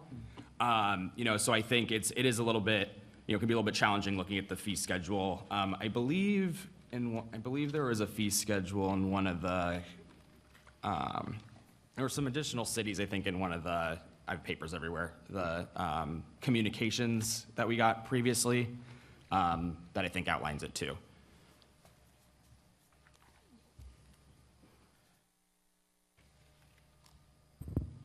I mean, I think my biggest concern, if we're on the topic, is, as I don't see anywhere in any of the fee schedules, there's a different adult and youth rate. So I don't know why we just wouldn't align to that, as some of our speakers had commented on. Because that just it seems like we're, in that category, we would be like I understand other, rental rates have different adult and youth fees. But it seems like that's pretty typical of other cities as well. But what's typical of other cities that have pools is to just charge a single rate. So I think that's my biggest concern. I want to make sure that pool space is equitable to everybody. Looking at the fee schedule, to me, it seems like we're below or at the lower end of market rate for lap swim and swim lessons, which is great. But to me, these fee increases go above market rate. And so, if rates have to go up, I would hope we would do it, across all aquatics as a whole versus just keeping some groups high and some groups low. But that's just how I see it based on how I'm reading the fee comparison. I have another question, Vice Chair. So you pay $90 a month to swim with Alameda Masters, is that correct? That's correct. So is that $90 supposed to buy as much lap time as you want in a pool, or what? So there's 15 practices a week, so it has to be within one of those practice times. You can't just come at any time like lap swim. You can go 15 times, or? I mean, you could, but no one's probably going to swim 3 times a day. Well, I'm just curious, so you're paying $90 a month and you could swim 5 days a week, 3 days a week for the whole month for $90? Yeah. Thank you. Like for other sports, it's like once a week in tennis. So if it's once a week and it's $90, then we are talking 90 divided by 4 would be the actual cost and not the $90. So I think we, as a board, need to understand that, because tennis, we're charged by the hour every time. And as we go out, if I go just for 4 hours 2 hours a week, I'm paying $90 a month. So I'm paying the same price. So it's not more money than what I'm being charged for tennis. It's a hell of a lot more money than what these softball people continue to complain about, and soccer people continue to complain about, but I will get to that comment later. So here's my other question. So there could be 5 of you in a pool. We're not charging each person individually. We're just charging for that lane, correct? So basically, there's ARPD does a full quarterly allocation. So teams put in what they want, what they need pool space wise. It gets allocated out, prioritizations to youth over adult programs, and then the teams have to commit to the lanes and hours they're renting for that allocation period. I guess my question is, so if there's 5 of you swimming in the lane, we're only charging you for one person. We're not charging you that lane fee times 5. Right, per lane per hour. Right. Got it. Thank you. Director Long, I wonder whether you might walk us through how you assessed, how you benchmark our pool fees with other neighboring towns. And related to that question, when you set the target for the 3-year endpoint for where fees will ultimately land, is that driven primarily by the cost structure of the aquatic center, or is that a long-term view on where market is going? So thank you for the questions. So we do an extensive comparison with all local cities, even those that are not in that plan. We have 3 spreadsheets here. Most of the organizations do it slightly differently. It's one of those things where if you wanted to say apples to apples, it's impossible. And so we do our best to try to assess whether we are in market or we are not in market or where we're at. There's a variety that charge lifeguard fees. There's some that say you have to rent the pool. There's some information correspondence you were handed that have 2-hour requirements, mandatory rentals. So, and then lifeguard fees are assessed based on the number of people in a pool. Our organization took the stance years ago that we would have lifeguards at all of our facilities, and they would be provided, and then we would assess fees for those. As for the aquatic center question, we do believe that in 2020, at the end of 27, that will be market rate in the area for lap swim, or not lap swim, but for lane rental swimming. I want to clarify something around the point around why swim lessons and lap swim are considered a lower dollar value. We were given direction by council and this commission itself to try to keep youth and senior costs low, and to try to keep those programs available and accessible. And so we've taken that directive to keep that cost barrier relatively low. And then, as you know, the Aquatic Center put forward an operating plan that we presented when we presented the designs for the amount of money that it needs to make in order for it to function.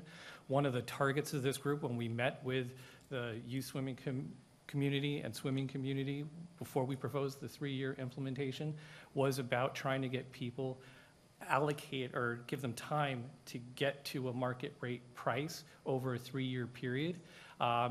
When this originally started, the youth rental rate per lane, if you divide it out, the pool cost was $2.88, and for the adult, it was $4.11.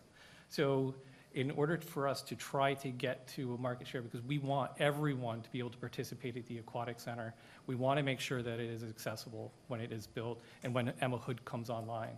Those are some key things that we have to assess. This last year, the expenses for operating at Encinal were $1.2 million. That's over 50% cost for just the school fee. We were assessed just slightly above $531,000 this last year. And so, you know, we generate just over $500 and some odd thousand in revenue, and with our rentals only accounting for $125,000 of that. And that's for all the groups that rent for the facility. So the majority of our cost of programs are in our summer camps, our swim lessons, our group swim lessons, which is why during the school year, mid-June through August 15th, it's really hard to get time in the pool because we are pushed to the limits, especially with the one pool. And I do thank everyone for working with us during those difficult times and during the difficult times when AUSD cannot function a pool.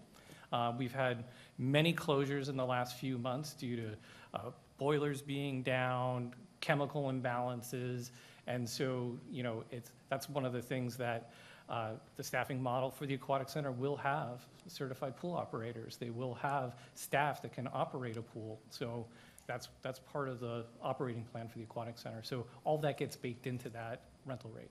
Thank you. And one additional follow-up question. Setting aside the specifics of aquatics, what's the general department philosophy on separating out youth versus adult rates and setting fees?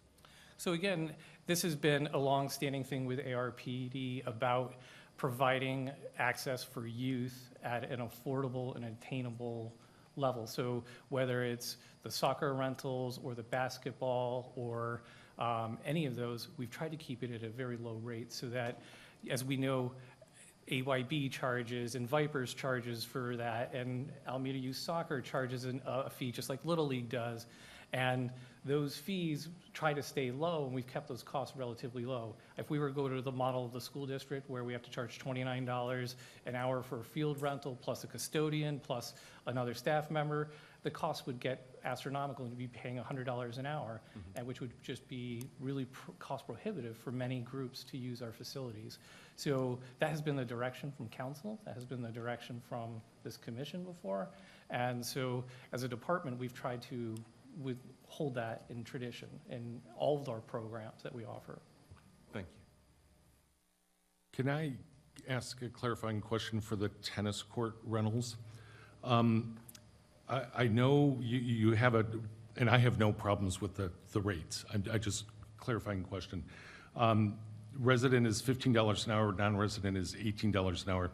Since we have I'm on a tennis team, we rent out of Encinal High School and Alameda High.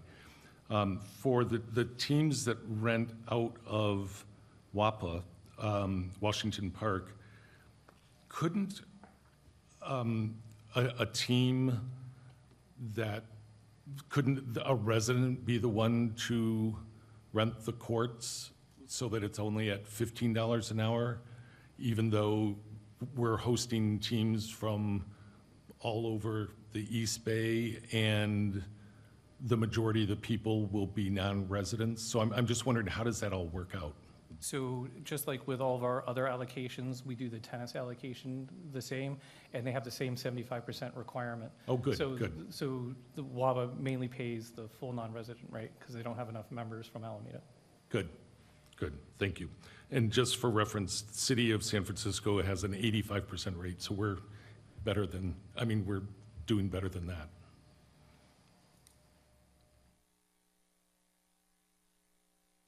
Any additional comments? I just have one. Comments? I have one more question for Director Long. As it relates to the pool rental increases, so all this, for my confirmation, all this is for the transition to, a 3-year transition to the Aquatic Center, and that will slowly be increasing these fees over time to meet the market rate by the time we get there, right? Yes, that's been the intent the whole time. Right. So the inevitability is that we either increase it slowly over time or do it all at once the Aquatic Center is built.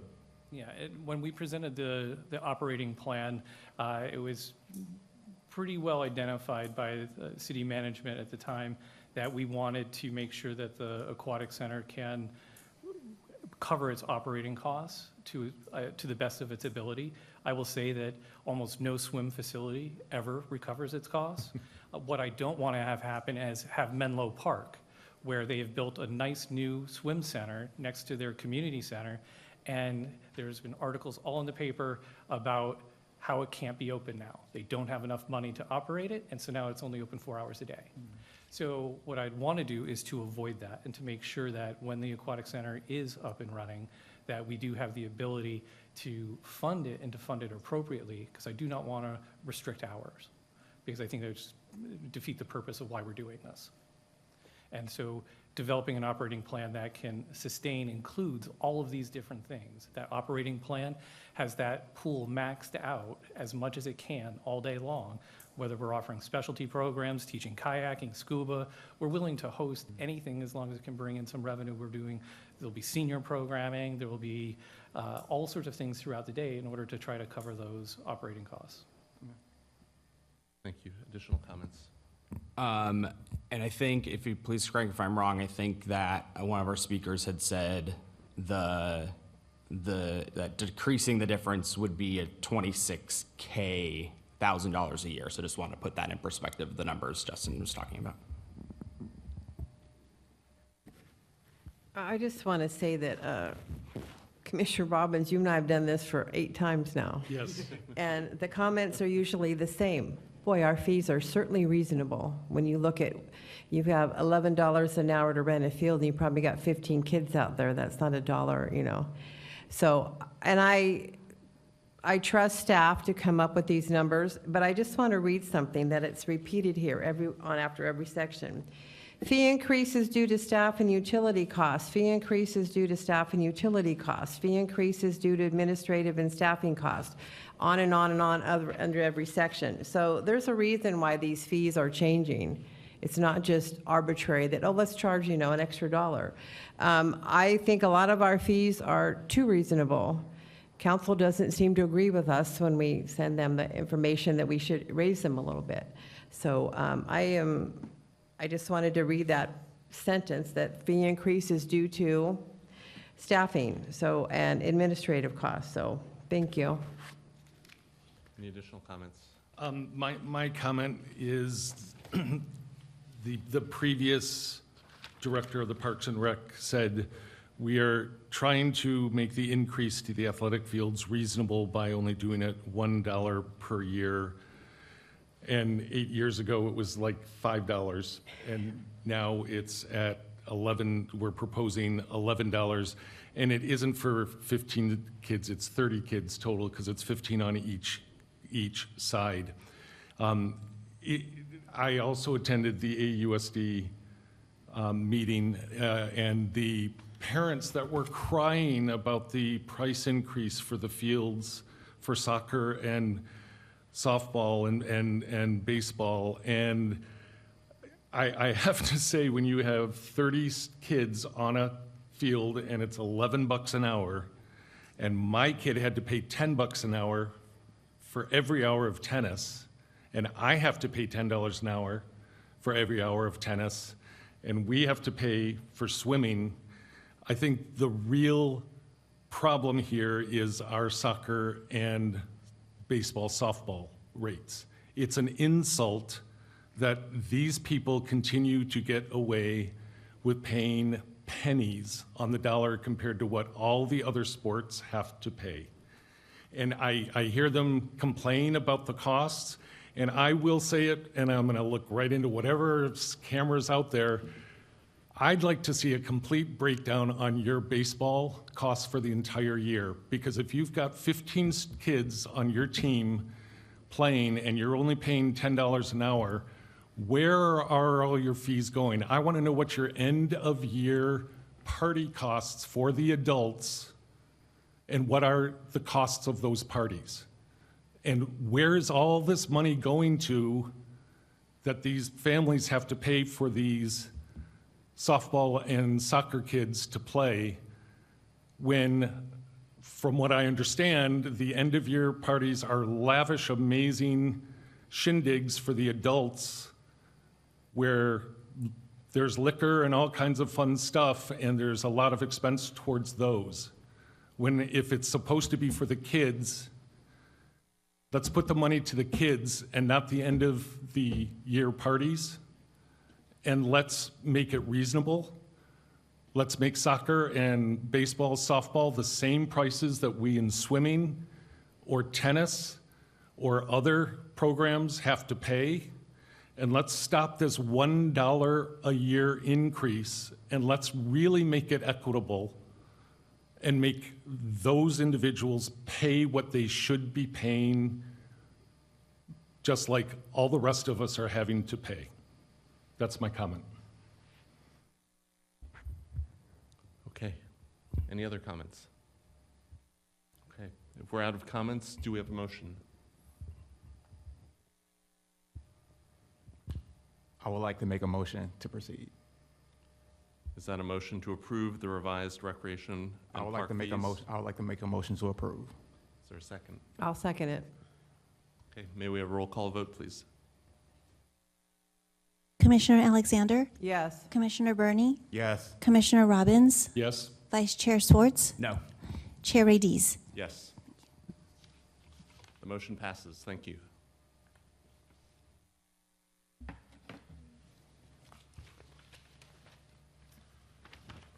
Okay, moving forward, the next item on the agenda is our next meeting on December 11th, 2025. Do we have any agenda items that we'd like to put on that, on that agenda? No? Okay. Director Long, do you have anything for that agenda? I believe there's going to be a report out on the coastal shoreline adaptation. I think they delayed it until December, and then we'll review internally if we think there's going to be any other agendized items on there. Great, thank you. The next item on the agenda is our adjournment. Do we have a motion to adjourn? I'll motion to adjourn. I'll second. And could we have a vote, please? Commissioner Alexander, Yes. Commissioner Burney, Yes. Commissioner Robbins, Yes? Vice Chair Swartz, Yes. Chair Radiz. Yes, Thank the meeting's now adjourned. We'll see everybody in December. Thanks very much. When is it in December?